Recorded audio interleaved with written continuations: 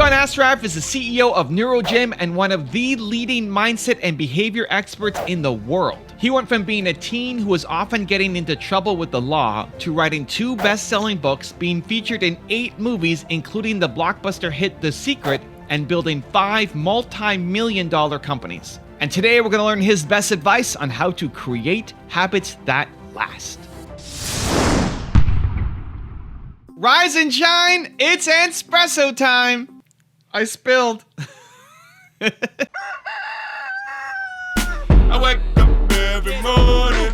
Espresso keep me going. I wake up every morning. Hey, it's Carmichael, and every morning I bring you a shot of Entspresso to help you believe in yourself more and start your day with confidence. So good morning, I believe in you, and let's do this. Over to you, John Assaraf. When we talk about how do we create rituals or how do we change habits that last, the first thing is to have a different expectation than I'm going to change in a day or a week or in 21 days. Whenever I try to change anything, my number one rule is 100 days or I don't even start. So if I want to, let's say, stop caffeine, it's a 100-day commitment. So first I make longer-term commitments, and then I design a plan to retrain my brain around the expectation of following through. I make pre-commitments in advance. So if I say, let's say I'm going to stop drinking coffee. I say, okay, I'm going to stop drinking coffee. I commit to it for 100 days. And then I write out, well, what will you do in the morning when you wake up and you want a coffee?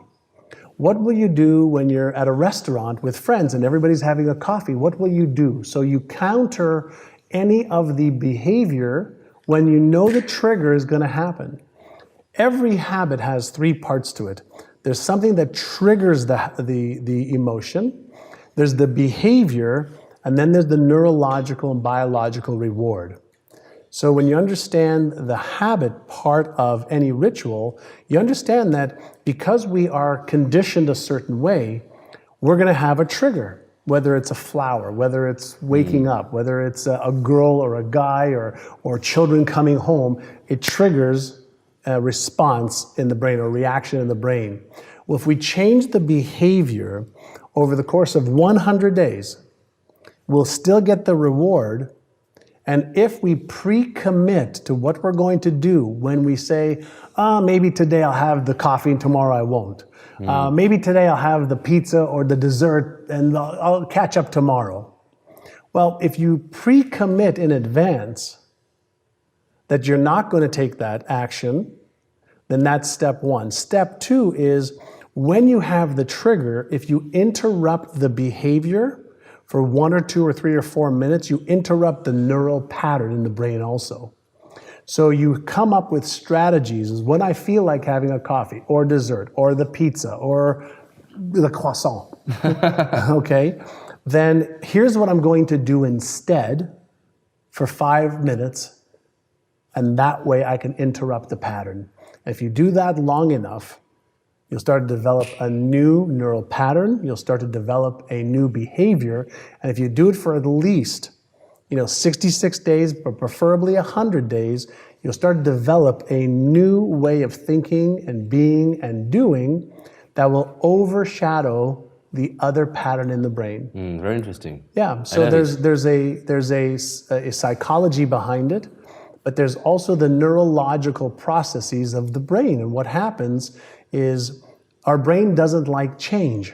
Yeah. So any time that there is change, the brain feels uncomfortable. As soon as it feels uncomfortable, it'll send signals to the motor cortex of the brain. It'll send messages, and we'll start to rationalize.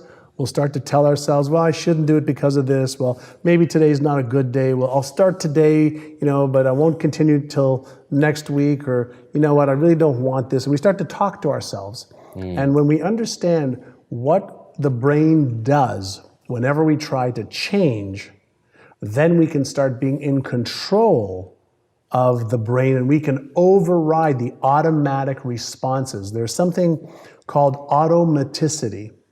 And automaticity states that anything that I repeat over and over and over again over a period of time will go from conscious effort, deliberate conscious effort, willpower or persistence, and it'll become automatic.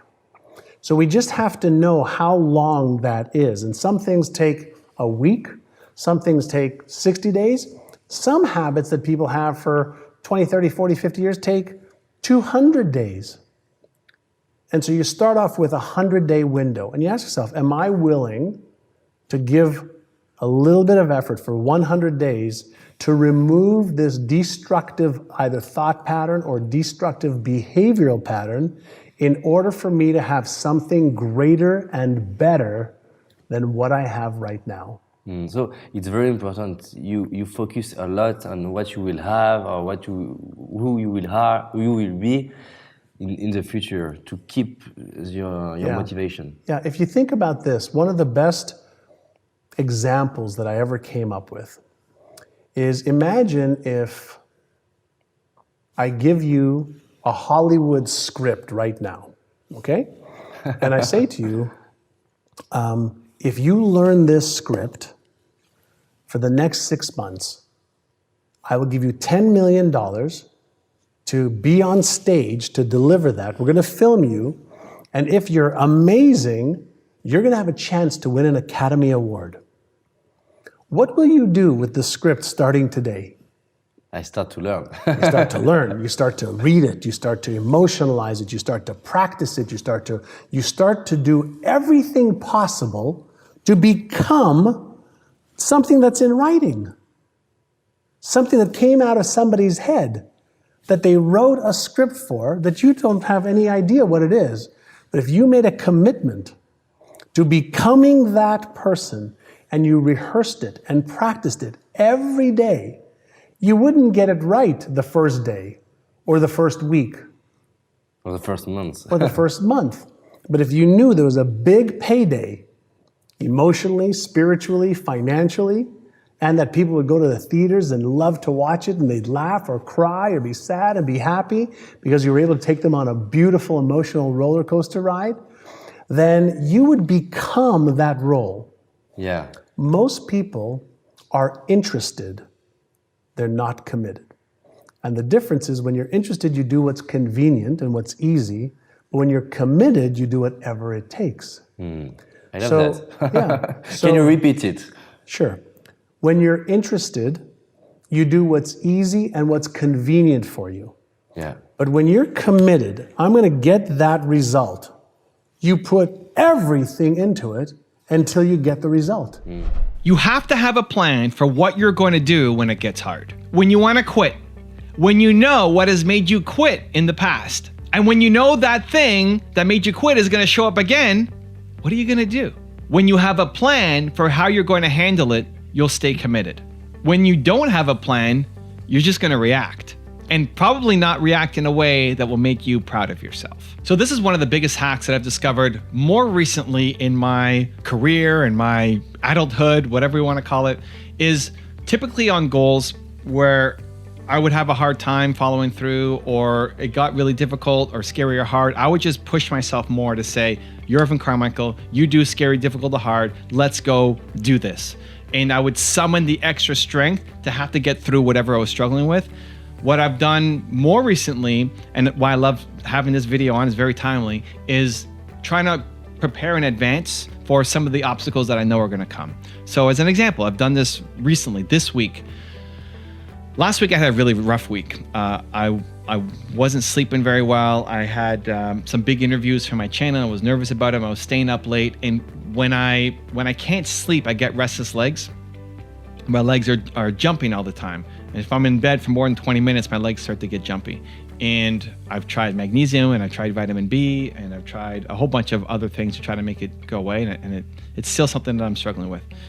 The thing that's worked out the best is actually stretching. So I stretch out my calves. I think partly it's also because I'm on a trampoline all day long and I'm getting 20,000 plus steps in or jumps in a day, that I need to stretch my calves the other way for them to kind of, I don't know, de-stress. Anyway, maybe too much information. But what was happening last week was I would lie in bed would do my stretching before, lie in bed, and then I'd get restless legs. And so I'd get up and I would do some work or play some League of Legends or whatever. And then I would fall asleep and get tired because I was so exhausted. And last week I had a 4:30 in the morning day where that's when I went to sleep, a 2:30 in the morning day. And so I set a new plan on the weekend to say, okay, I can predict that this is going to happen, right? I can try to muscle my way through like I normally would do and say, I'm Evan Carmichael, I do difficult things, just stay in bed, try to muscle your way through it, which sometimes works and sometimes doesn't work. I said, you know what? I'm going to have a plan this time. What's my plan? My plan is going to be, I'm going to do my stretching before I go to bed. And if I get the restless legs, jumpy legs, that comes up after 20 minutes because I haven't fallen asleep yet, I'm going to get up and stretch again. And so that's what I tried. And it worked. And so I got up and I stretched. I was super tired. I didn't want to stretch. I would rather just go work or something and hop on my trampoline and then 2 hours later come back to bed. But I stretched for a couple minutes and I said, I'm just going to try it. Let's try this. I stretched for a couple minutes. I went back to bed and I fell asleep. Like, oh my God, I feel amazing. I didn't stay up till 2:30 or 4:30 in the morning. This is great because I had planned for it more effectively. So whatever goal you set for yourself, it always comes back to habits, right? Like, what are you doing on a consistent basis? And habits invariably will get hard. There will be moments where the habit is really difficult to keep. Right? When you're feeling bold and motivated and confident and you had tons of sleep and everything's going right, it's usually pretty easy to stay consistent on the habits. But when obstacles come in your way, it's going to be harder. And so the things that will trigger you to want to quit, right? So for me, it was getting jumpy legs after 20 minutes and being in bed. When you can figure out your trigger, the thing that in the past has made you quit, why you've gone kind of stop and start and stop and start and stop and start. What were the triggers that made you stop? What happened? And then when you're feeling bold, motivated, confident, have enough rest, all of that energy, maybe that's today. To plan for the days when you're not going to have as much, when you know that this roadblock's going to come up again, when you know that this person's going to call you and it's going to send you down some spiral, right? This trigger that's going to make you stop. The trigger that is going to make you stop. What is your reaction going to be? And plan for that. It makes a huge, huge, huge difference and allows you to stay committed to your goals. Okay, so how do you do it? I have a 3-step process I'm going to walk you through. But before that, here's a quick message from John Assaraf. Hey, this is John Assaraf, and do you love good books? I love to read because there's so much wisdom in books.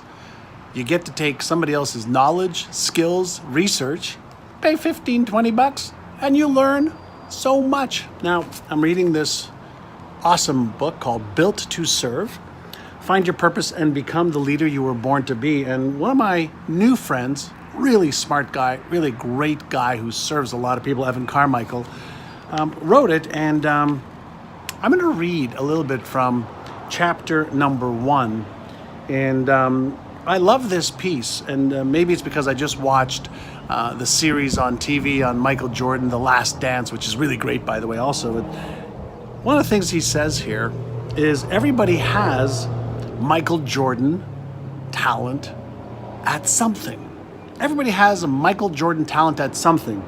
You just haven't found it yet. Or you have and you don't believe in yourself enough to go all in. To go all in, right? And you're a genius. I believe you're a genius. And so does he. You're amazing. You are not meant to live a photocopy of someone else's life. You were not created to wake up and do work that is below your capabilities.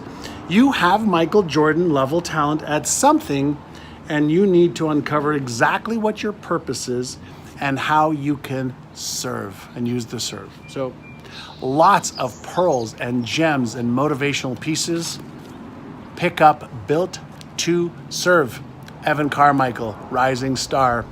Okay, so how do we plan to stay consistent on our goals? 3 steps, let's go.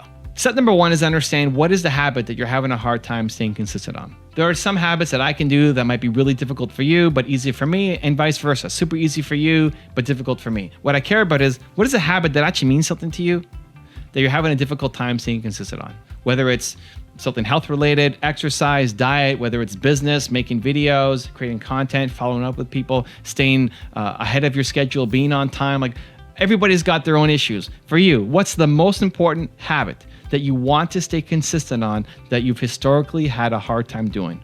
Write that down. Step number 2 is, what are the triggers that are preventing you from staying consistent on that habit? So if your habit is you want to eat healthy, and you've dieted and stopped and ate healthy for 3 days and then stopped, like, what are the triggers that prevent you from staying consistent? What are the triggers that make you want to stop? So if it's eating healthy, maybe it's that you don't have a good night's sleep, and so that makes you want to eat all sorts of crazy food. It could be that you're going to an office party or you're hanging out with your colleagues and all they're doing is eating junk food, and that makes you want to eat the junk food. Like, what are the triggers that are coming up that every time this happens, you fall off the track, and this happens again, and you fall off the track, right? A one-off I'm not so concerned about, but you've already been trying to keep on this habit, and you know that you haven't stayed consistent, and the things that are causing you to not be consistent are happening constantly. They're repeated patterns. So what are the most repeated patterns for you that help you fall off track? And then step number 3 is understand, well, what will you do right now when that trigger comes up? When you don't sleep well, what will you do to make sure that you don't go cheat on your diet? When you do have to go out with your friends, what are you going to do to make sure that you don't eat all the nachos or whatever they're eating that makes you want to eat it, right? When you identify what those triggers are, while you're feeling bold and confident and amazing and full of potential, create the plan to say, okay, when this happens, I'm going to do this so that I don't end up down here. Because too often when this happens, we just slide all the way down. We're putting the gap, right? We're putting the stop. The slide stops here. It doesn't stop way down here. When this happens, what are we gonna do? Put that into place for yourself and watch your life change. Now I've got a really special bonus clip that I think you're gonna enjoy. But before that, it's time for the question of the day. I wanna know, what was your single biggest takeaway from this video? And write down in the comments below what you're gonna do about it this week. When you schedule in what day, what time, and what place you're going to take action, you have a 91% chance of following through, versus just a 35% chance if you got motivated but then never actually had a plan. And when you share your plan publicly and have some accountability, your chances of following through go up even higher. So in the comments below, write down your single biggest takeaway and your plan of action this week so I can celebrate you. This is one of the most common, criticisms or complaints that people will ask me about with habits is like, well, I don't want to be robotic, right? Like, what about like spontaneity? What about the, freedom and doing what I want? I don't want to like pigeonhole myself in this lifestyle. But it's this false dichotomy, because habits don't restrict freedom, they create it. It's often the people who have the worst habits that have the least amount of freedom. It's the people who have terrible financial habits that are always wondering like where the next dollar will come from. Or it's the people who have poor learning habits that are always feeling like they're behind the curve. Or people who have poor fitness habits that are always struggling to find energy. But on the other hand, if you have your habits dialed in, if you have your fitness habits figured out, if you've got your finances handled, then you actually have way more freedom than you did before. Now you actually have the space you have the energy to do what you want. You have the strength to do what you want. You have the financial ability to spend time in areas that you want. And all of that comes from getting your habits handled. So it is a little counterintuitive, this idea that like discipline equals freedom or habits do not restrict freedom, they create it. But it's true that if you can handle that stuff, if the fundamentals of life are dialed in, then you've got space for spontaneity and creativity and freedom and all the other stuff. If you want to change your life in 30 days for free, check out the program right here below me. Or if you want to learn how to manipulate your brain to get what you want with Brendan Burchard, check out the video right there next to me. I think you'll enjoy them. Continue to believe. I'll see you there.